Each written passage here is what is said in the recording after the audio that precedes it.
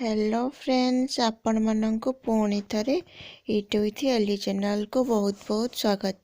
तो आज देखी पारे आज बासमती राइस बनवा को जीवी। तो चलते फ्रेंड्स, ये देखी पारे मु आम घरे समस्त खायापाई ये मु गोटे ग्लास रे एमती मोर मापरे मु 3 ग्लास चाउल नहीं जाइए। चाउल को आम भल भाव 2-3 थर धोईकी आपको मु को अध घंटे मु बतुरेकरी रखी तापर पानी गरम करने को जीवी।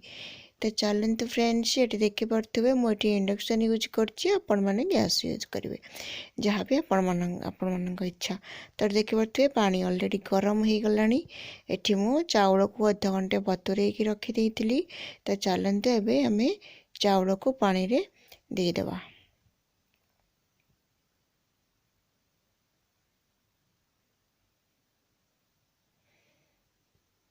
तो देखी पारे चाउल को सब चाउल को पानी रे देदेली।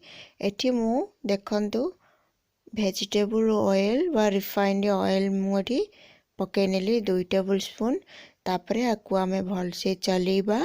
आ मुझे इंडक्शन रो फ्लेम को मुझे 180 डिग्री रे मुझे ये कर देखी पारे 180 डिग्री रे ये करेंगे। आपण मैंने जदि गैस रे करुचंती ताले गैस रो फ्लेम को हाई रखिथे।